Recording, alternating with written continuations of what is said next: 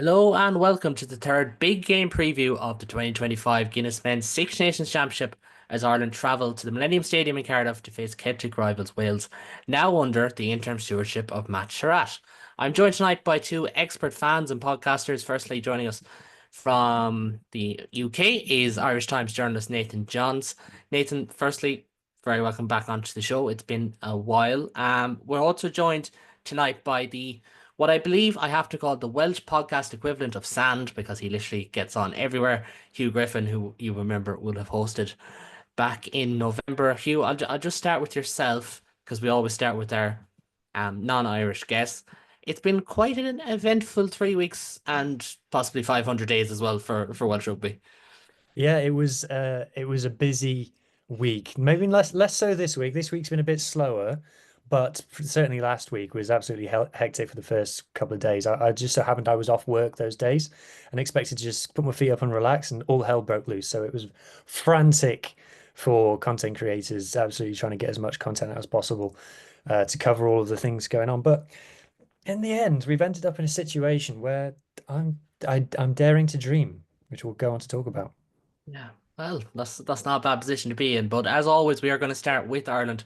Their 23 was named at 9 o'clock this morning, which is a good thing. Get it out of the way early, get all the articles written, get everything done. Seven changes from the side that defeated Scotland, and there's a first-time captaincy for Leinster and Lansdowne hooker Dan Sheehan. The full 23 is as follows. Jamie Osborne starts at full back with Mac Hansen and James Lowe on the wings. It's Gary Ringrose and Robbie Henshaw as the centre pairing with Sam Prendergast and Jemison Gibson Park at half back.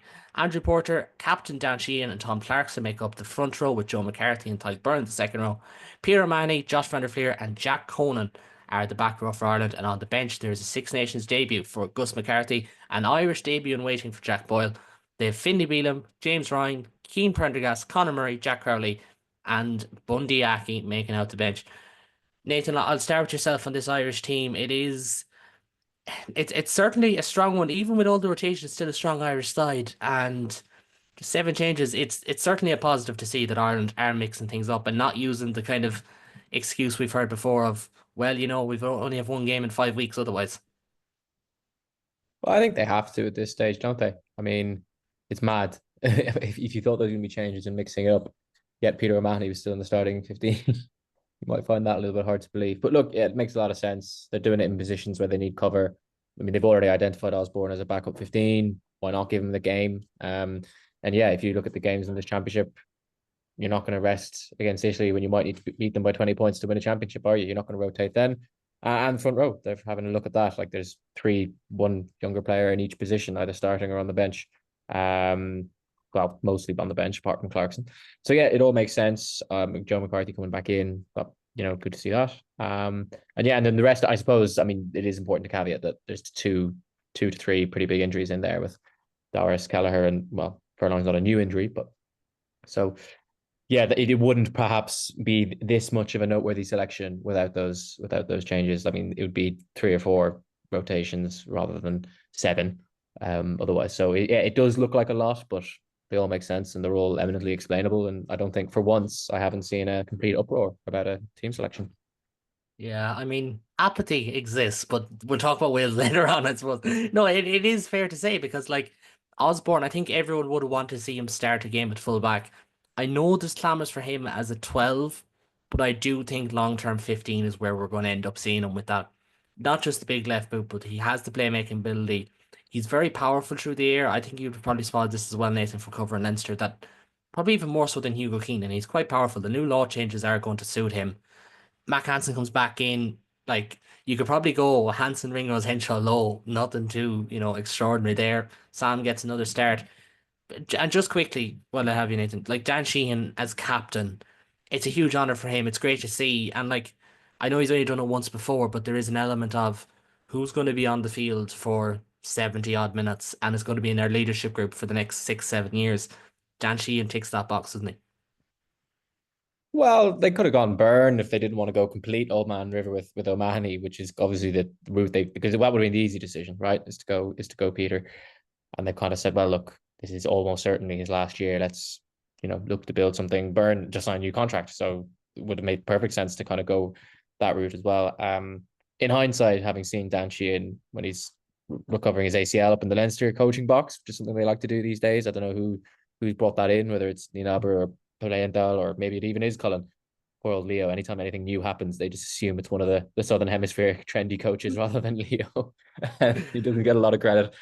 I don't know, but he's been in that box. He's clearly a leader. They want him to they like these lieutenants to see what it's like from up in the gods. And so, yeah, you put all that together, it makes a lot of sense. And maybe it is just a case of who's your best player on the day, make him captain, give him an extra responsibility, see how he rises. And, Dan Sheehan is comfortably the best player in that Ireland 15, even though he's only played, 2 internationals, 3 games in 6 months.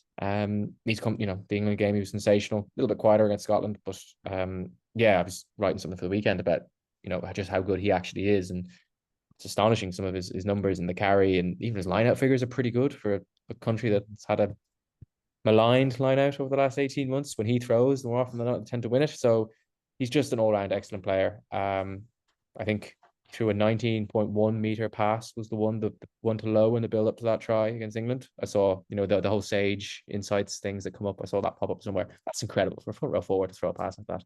On the run as well. Exactly. Now it wasn't the perfect pass. Lowe had to stop and jump, but look, we'll give him the benefit of the doubt. But look, you put all that together. Look, he's a complete package, and sure, you might as well give him the captaincy if you think he's leadership material. Give your best player the armband and see how he goes. Yeah, I mean it's one of those, like, it's Irish coaches in the past. I think we'd have seen, Keenan start. We'd have seen O'Mahony get the captaincy. We probably have seen even say Ryan Baird on the bench ahead of Keane Prendergast. But they are trying to use this game, and especially when we knew that A game was coming up. And look, we won't get a chance to talk about that one tonight, even though we'd love to. We'll try and talk about it on Sunday.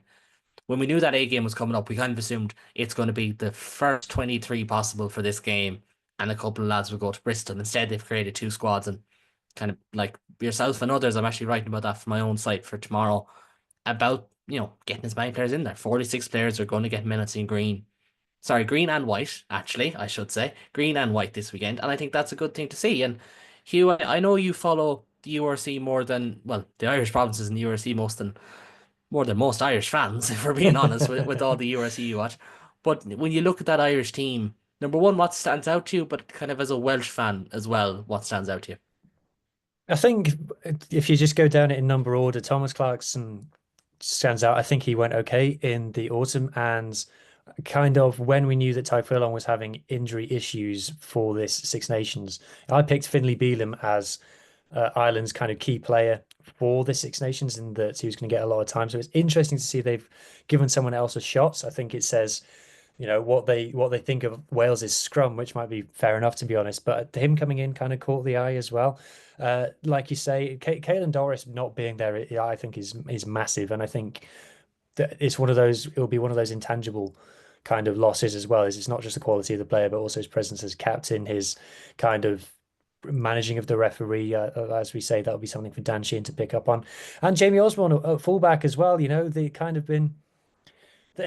It feels a little bit like, and I don't know whether this is heresy, that Hugo Keenan isn't as untouchable as he felt a little bit ago. Now, I remember joking with you in the past, Caelan, that Ireland's best fullback is Hugo Keenan. Ireland's second best fullback is Hugo Keenan injured.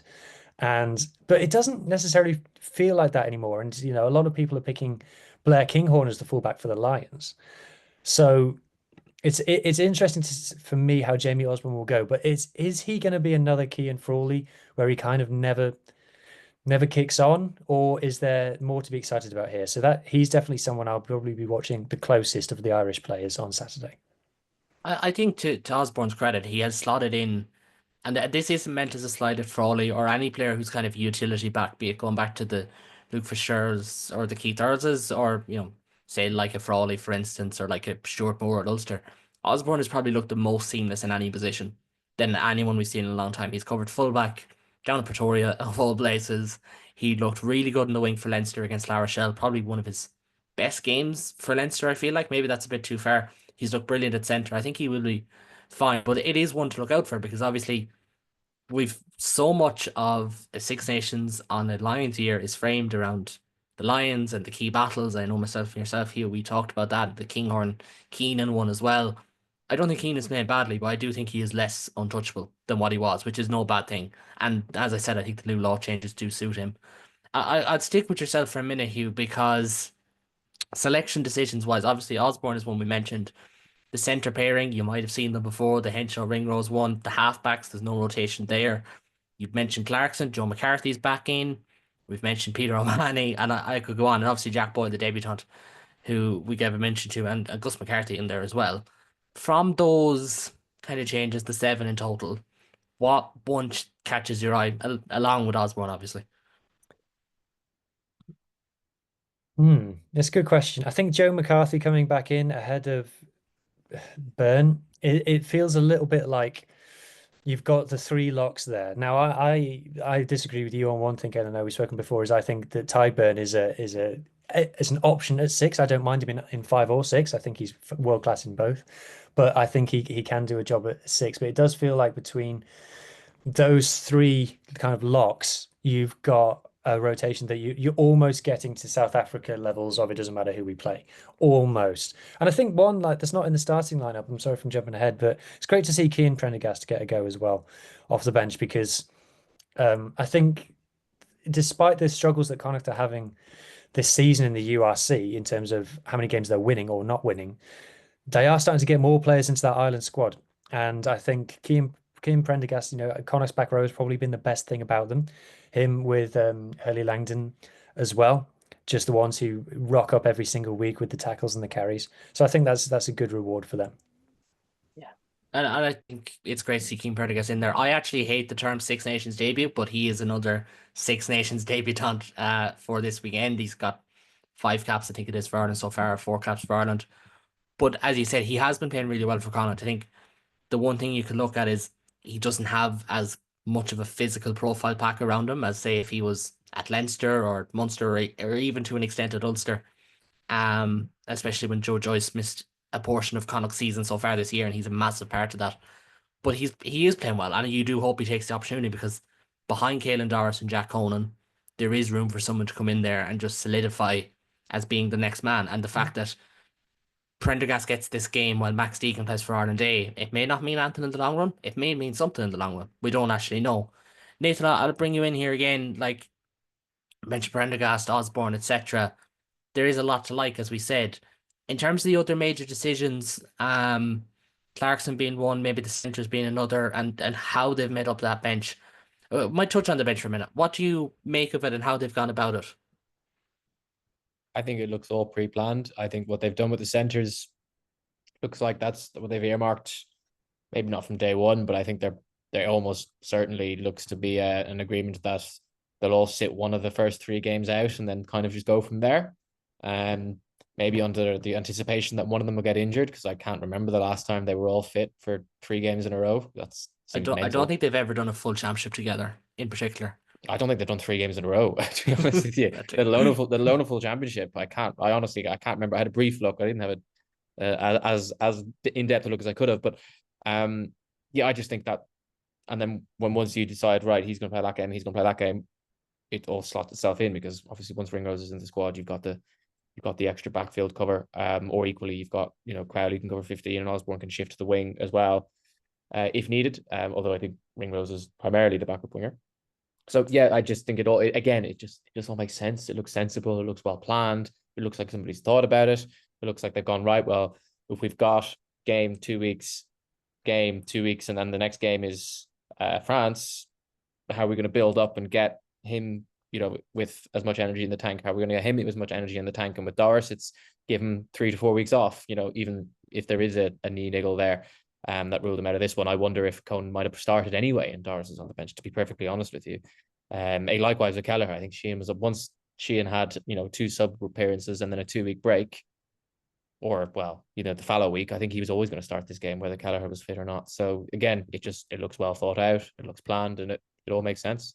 Yeah, and that's it. And like again, I've said for the last, maybe it's not 2 weeks, but including the following week, as you framed it, that how Ireland would go about Ireland Day would frame how we'd see selection this week. And I think the fact that they've even said, okay, pick your own squad, train separately, do everything different, and then that's probably giving them that freedom as well to say, right, Gus McCarthy can come in, Jack Boyle can come in,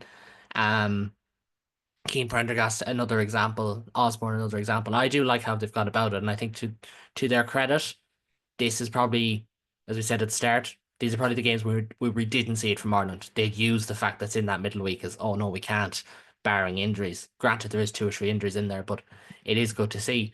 We'll move on to Wales in just a minute, but if you do like to see or hear, please do subscribe. As you can, if you like review, it makes a difference. We'll cover all 15 senior games, the under 20 games, the Six Nations, and hopefully, if we get to watch it, the Ireland A game, which takes place this weekend. We will move on to the Welsh side now because, as I said, they have a new interim head coach in Matt Sherratt, and they've made wholesale changes with a return for Gloucester's Max Llewellyn and Gareth Anscombe, and they line out as follows. At fullback, it is Blair Murray with Tom Rogers and debutant Ellis Mee on the wings.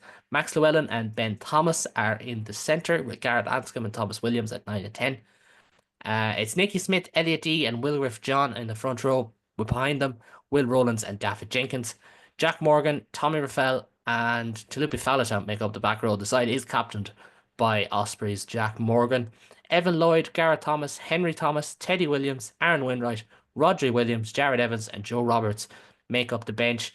Hugh, as our designated and proud Welshman on the pod tonight, I'll let you start us off by talking us through this team. There's going to be a couple of names in there that a lot of people won't know. Ellis Mee, Blair Murray, Tom Rogers in particular. But Gareth Anscombe's back. You know, it's a decent looking back five of the scrum. It's not all gloomy for Wales, even if they're 20-point underdogs with the bookies here in Ireland. No, well, I think the thing about this team compared to what Gatland was serving up is you can see what Matt Sherratt is trying to do here. So if we start at the back three is a full Scarlets back three. Now, interestingly, it's out of order. So at the Scarlets, Tom Rogers plays fullback and Blair Murray plays on the wing. Now, I wonder if that's just a legacy of, one of the hangovers of Gatland's second tenure is that he was, for whatever reason, playing Blair Murray at fullback, a position he has never played for the Scarlets. Whereas Tom Rogers, like I said, has, and Gatland himself said that Tom Rogers is a future test fullback, but when the time came to play him there, it didn't happen. Now, to be fair, he's gone very well on the wing. So I guess if you're Matt Sherratt and you're going, look, they've already played for Wales in these positions, why not just keep it the same? It's less of a headache. Ellis Mee, I'm absolutely delighted for him. So I saw his first ever run out for the Scarlets against Leicester in a pre-season game at Welford Road. And first thing I thought was, God, that lamppost is awfully mobile. Because he is a tall kid and he looks 7 foot tall when he's on the pitch. Now, obviously he's not, but he looks incredibly tall. So straight away, that made me think this guy could end up playing Test rugby just because having that height in a modern back three is such an advantage. But the thing that goes with it is that he's got great rugby IQ. His highlights reel isn't that long at the moment, but he's looked tidy. He's come into the Scarlets team due to injuries to others, and he's taken that opportunity and he's looked right. He's looked right. You've never thought, God, this kid is struggling. We all thought when he signed from Nottingham in the Championship last year, we all thought he would be playing Super Rugby Cymru, which is the kind of semi-pro, like the equivalent of the Welsh equivalent of All Ireland League. We thought he'd be playing that this season for the likes of Carmarthen or Llandovery. But no, he's turned himself into a first choice winger for the Scarlets. So I'm delighted to see him get an opportunity. And then if you move forward from that into the halfbacks and the centres, this is what I expected to be picked, and I think it's the right decision. Matt Sherratt is going to have 5 training sessions with the lads. Don't overcomplicate it. Pick players you know. And so whilst Ben Thomas is the only player who's currently at Cardiff, Thomas Williams, Gareth Anscombe, Ben Thomas and Max Llewellyn all coached by Matt Sherratt at Cardiff. I don't blame Matt Sherratt for that at all. It's the right thing to do. So I'm expecting to see cohesion from that. I actually thought that Ben Thomas and Max Llewellyn worked well as a 12-13 in the autumn, one of the few things that went well in the autumn. And Gareth Anscombe straight back in from the cold. I think it highlights what a weird decision it was by Warren Gatland not to pick him in the test in the Six Nations squad initially.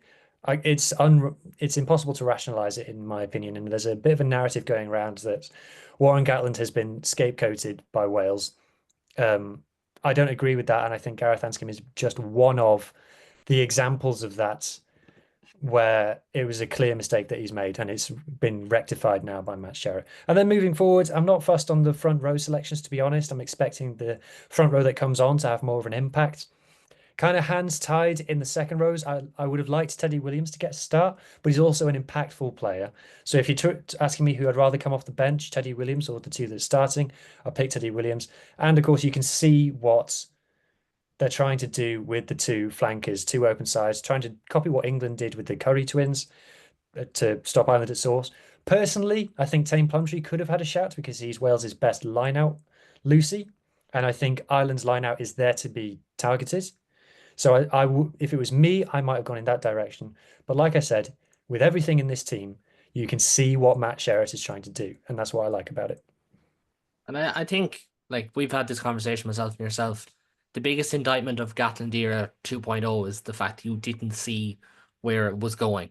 But after the World Cup, in fairness, 2023, you could see what he was doing. He was building, trying to get out of that group, trying to get to a semi-final. Since then, it has felt like, well, we're going to pick the kids. No, I'm going to drop the kids and I'm going to bring in the old guys. No, I'm going to go mix and match and so forth with Matt Sherrod. And it's the first thing once I read that team today, or, well, to be fair, we had a fair idea of it since Tuesday. It was Alex Bywater who reported for the Mail in the UK. Once we knew it was Morgan, Raffel, Falatau, Llewellyn, Thomas with Anscombe and Williams, you had a fair idea. Like you said, the Groundhogs, you've got a really, I think you've got a fairly energetic, will tackle themselves into the ground second row pairing there. Maybe not the greatest at line out time compared to others, but very, very solid there. Some decent scrummagers in the front row. Like Gareth Anscombe's got all the experience, and like I don't want to slate Ben Thomas. It's not his fault. But he hasn't played 10. Gareth Anscombe has played Yeah, massive minutes at 10. Like that's just the reality of it. Thomas Williams, not been brought back in, but he's with someone he's more comfortable with now. And the back three there, which I think will actually bring something on transition, which we did not see last time around. It was very much kick heavy. Granted, the conditions were a factor in Rome. But Nathan, I'll bring you into this one. There is definitely that sense that Matt Sherrod has an idea of what he's doing. Like for all the talk of, just give it a lash and up the jumper and whatever else. That's not what's going to do it for Wales. But having a structure in place that you can kind of see what they're going towards, it even does feel like an improvement, doesn't it? There's an element of that, and I think there's also an element of plausible deniability. So if it does all go, the what hits the fan, you can go, oh well, all the mistakes that he made, I rectified them, and it still didn't work. I picked someone who's actually played 10 before. I picked one of the best outside centers in the Premiership that for some reason didn't make the squad this season, and I had a plan to stop stop them on the floor, and it didn't work. And you can go, yeah, well, that's what you wanted, guys, and it didn't work. So again, he can cover himself a little bit there. I'm not saying that's the motivation, but that's a byproduct of what's come on. I am surprised a little bit by the way they've looked at what England did with the back row, didn't work. Okay, they had what 4 or 5 jackals, but if you can't hold on to the ball or disrupt them at source, which is set piece, you can have 5 or 6, but they'll still create 5 or 6 opportunities. And they've kind of said, yeah, we'll do that as well, and we'll also pick a non-jumping team and give them the one.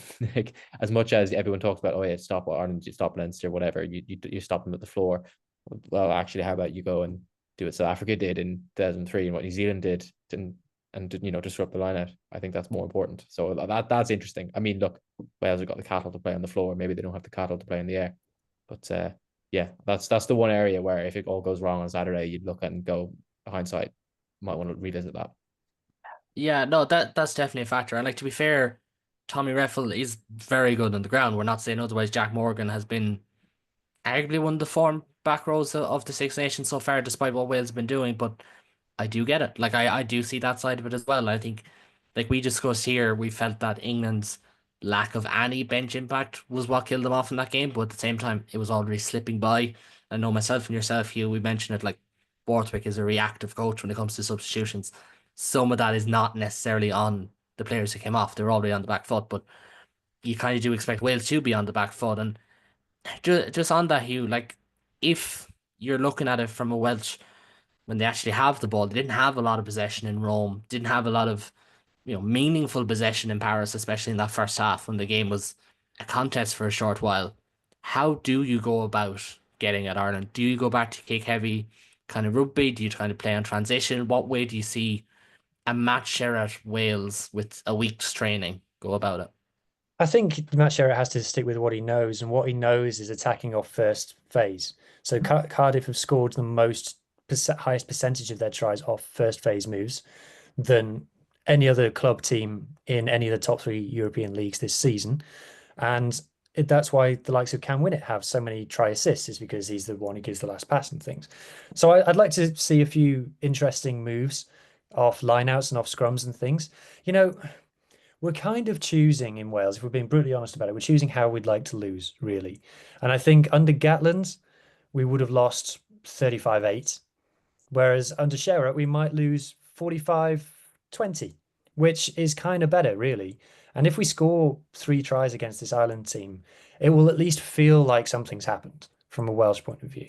And so I'd like to see some first phase moves. I think that's what will happen. Sherratt has also said that his teams that he coaches all like to move the ball wide, which is absolutely backed up by the stats as well. So I expect that to happen, getting the ball out there. And I think that suits the character of player that we have now. You know, that's one of the massive problems under Gatland was his game plan didn't suit the player pool that he had. And he was trying to make those players play that game plan. And then when it didn't work, he was saying it was because of the players. Whereas what Sherratt will do is he'll come up with a game plan that suits these players. So I think set phase moves in attack is where we'll end up going. I'm sure, you know, the likes of the Gloucester guys are used to running from their own 22 in the Premiership. So I'm sure we'll see some moments of that. And to be honest, I would expect it to go a bit wrong because, you know, what works at Premiership level doesn't work at Test level, unfortunately. But, you know, having a bit of a go in that sense, Matt Sherratt has said he wants Wales to be brave. But like we said, I think I'd like to see us go after and challenge Ireland's lineouts. You know, it's not just Wales or Ireland, it's the whole Six Nations so far. The lineout has been weirdly secure for all teams. Now, I know Ireland had a bit of a bad day against Scotland, but the number of stolen ball and things at test level is so much lower than club level for whatever reason. And teams are playing it very safe with going to the front. People aren't necessarily driving that mauls that much. So I'd like to see us try and do something there to kind of target Ireland, because Ireland are transitioning as well to being a first phase team. And I'm tracking the stats for Ireland so far in the Six Nations. It is interesting how you are slowly moving away from that high phase count game into something a bit more modern, I want to say. So that's kind of it for me, is first phase width, and then let's go after Ireland at the line out, like I said. Yeah, I can see that. I do agree that Ireland are kind of changing shape a little bit. They're definitely getting to a more wide game, maybe not as much transition attacking rugby, but more, you know, off launch and less tip on passes, because I feel like they got scared by that in the autumn where every passing game seemed to get cut off in the 2 big games against New Zealand and Australia. Nathan, I might get into predictions now so we can just touch on Ireland in a minute while we have a chance. Ireland are expected to win this. They're 20-point favourites.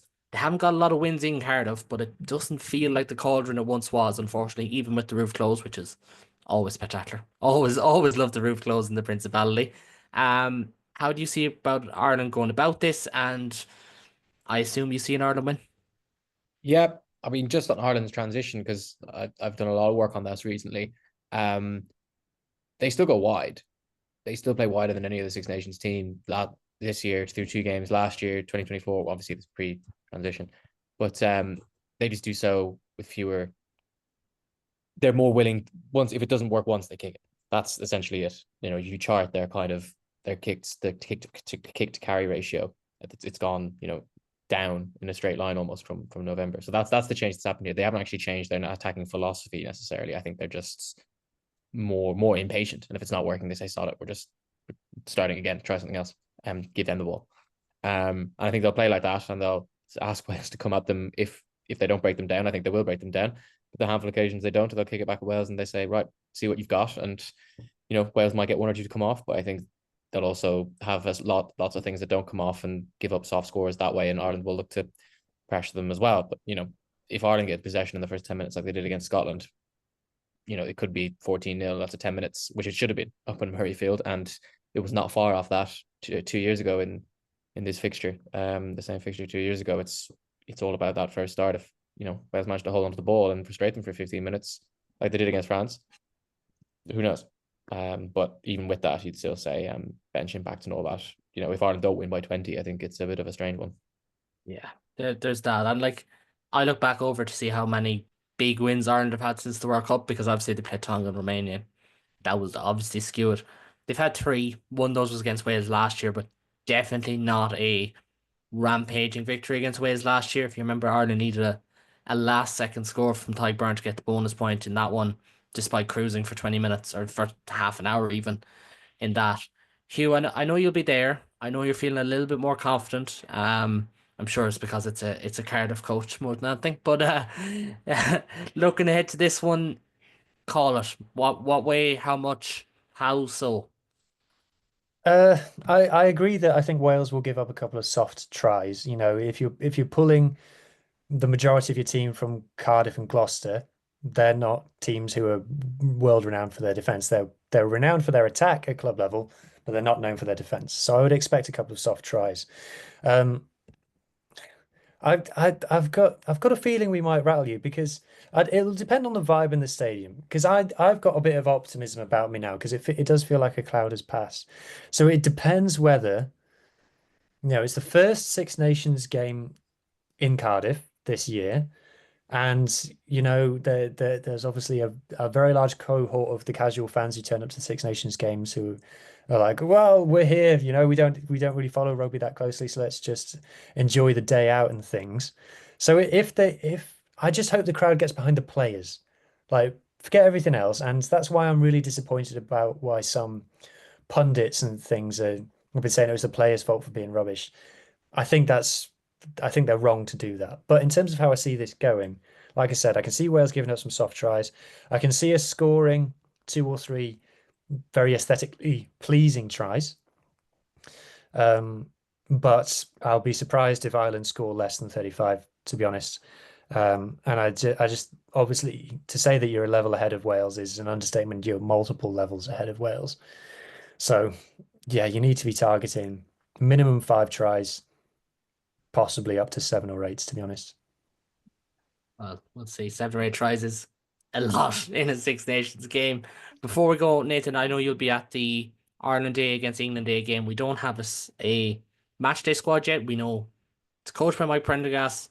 The captain is Max Deegan, and we can almost safely say the number 10 will be Harry Byrne of the Bristol Bears in what is his new home ground, although I believe his loan is up very, very soon. What are you hoping to see from Ireland Day? Obviously, it's going to be janky. It's going to be a bit, sloppy. Those games kind of are. But in terms of the players on show and the kind of guys putting their hands up, what are you hoping to see from them?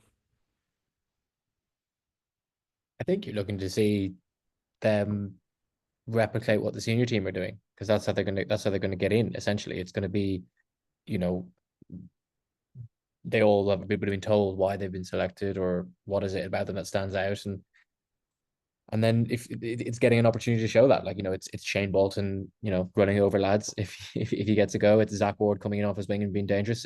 I don't think it's a coincidence that the first two names that come to mind there are wingers because that's where if you look at it, Ireland probably need a bit of something else. I know the two lads who start play very well, but there's no gas in that senior team. There's no pace. And if something happens to Lowe, who's the big bodied winger who can do a job, probably at Stockdale at the minute, but he's just back from injury. So you just like to see two or three lads where there's good gaps kind of stand out and show that there is something there. I think off the top of my head, it's been about a couple of days since I looked at the England squad. I think their squad looks marginally stronger. So I don't, I'm not necessarily expecting a result or anything. I don't think anyone should particularly care about the result either way. I think if there's three or four lads who kind of you go right, yeah, they've taken a step up and especially in positions that Ireland need depth. So you're looking front row, you're looking and you're looking nine maybe. You'd like to see someone stand up there, and you're looking for those wingers. And if two out of those four positions I've listed do a job and look good, I think Ireland would be pretty happy with that. Definitely. I think to your point about the England squad, I don't think it's about a result. I think they're probably have a deeper squad because Ireland have so many really young guys, and I know it was discussed. Go on. Well, I was just going to say, what's really struck me about this is, let's be honest here, it's not an Ireland's A squad, it's an emerging Ireland squad. Yeah. If there's an A squad, Foley be there. Now, somebody actually seemed to think, I was talking to, that Foley might still turn up on the bench on the weekend or something, which would be interesting because I would have thought he'd be. Nathan Doak has trained with them as well, and he was never officially called up, so there is scope. Yeah, you never know. Some of the guys who are maybe not traveling reserve on the senior squad, or even if they are traveling reserve and they're not used, there might be scope to get them in on a bench or something. I don't think they'd let them run starters because they wouldn't have run with the team during the week. They might bring them onto the bench, hence a Frawley. So it's hard to know exactly, but yeah, this isn't the guys who, like, if it was an A squad, Baird would be on the bench and Prendergast would play in the A team. Do you know what I mean? It would be that. It's not. It's some of the names I've mentioned, plus Harry Byrne. So yeah, I think that's something to bear in mind as well. Is that's how this has been viewed as. It's just another emerging Ireland game. Yeah, it is. And look, it's great to see any games like these. In my opinion, I want to see them in test windows as opposed to taken away from the provinces. That's just my own opinion. Gentlemen, we will leave it at that. My thanks to Nathan and to Hugh for joining me tonight. You can watch this one on Saturday afternoon on Virgin Media 1 and BBC 1 if you're not going to be at the stadium, which I believe some people on this call will be at the stadium. Kickoff is at 2:15. We'll be back on Sunday evening with a review of the three senior games, the under-20 clash with Wales, and hopefully Ireland Day versus England Day, which is on Sunday at 1 from Ashton Gate live on Rugby Pass TV. If you like what you see here and want to join us for the culmination of the championship, where Ireland are seeking, and I can say it, they are seeking Islam, subscribe on all good platforms. You can find links from my channels below, but for now, until next time, chat Sunday and take it easy.